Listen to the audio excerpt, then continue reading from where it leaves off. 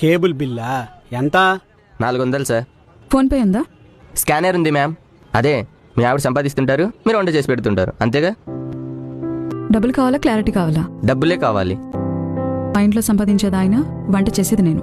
Clarity కూడా ఇచ్చాను కదా. ఇంకొకటి, ల్యాప్టాప్ ముందు కూర్చోగానే ఏదో వర్క్ ఫ్రమ్ హోమ్ చేసేస్తున్నాను అనుకుంటున్నావేమో. యూట్యూబ్లో కొత్త రెసిపీస్ చూస్తున్నాను. ఓకే? ఏమండి, అత్తయ్య గారి కోసం చీర కొన్నాను, ఎలా ఉందో చూడండి. మా అమ్మకి చీర ఇప్పుడెందుకు? మా అమ్మ ఇప్పుడు ఒక మాట అనేది, నేను సంపాదించిన ఫస్ట్ శాలరీతో తనకి చీర కొనివ్వాలని. ఇవ్వగలిగినా తీసుకోవడానికి తను లేదు. నాకు అమ్మైనా అత్తైనా ఆవిడే. ప్రేమతో కొన్నావు కదా, బానే ఉంటుంది. ఆయన మా ఇంటికి వచ్చి రామగుడి మీద అరుస్తావేంటి నువ్వు? నీలా నాకు నీ మీద హక్కులున్నాయి. నేను చెప్పినట్టు నువ్వు వినాలి. అలా అయితే మా అమ్మ కూడా వాళ్ళ కనవాళ్ళు చెప్పినట్టు చేయాలి కదా. నువ్వెందుకు దాన్ని కంట్రోల్ చేస్తున్నావు? నీకు నచ్చినట్టు మీ ఆవిడ ఉంటున్నప్పుడు మా ఆయనకి నచ్చినట్టు నేనుంటే తప్పేంటి?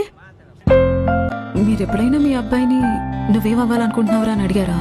బలవంతంగా చేప నేల మీద పడేసి ఇదమంటే ఏమెత్తుంది మావయ్య? ఆయన కూడా అంతే. పాప మావయ్య, ఆయనకి ఇష్టం లేని పని చేయలేక, అది మీతో చెప్పలేక సతమతం అయిపోతున్నారు. పిల్లల ఇష్టాల్ని తెలుసుకోపోయినా పర్లేదు, కానీ మీ ఇష్టాల్ని పిల్లల మీద రుద్దదు మావయ్య.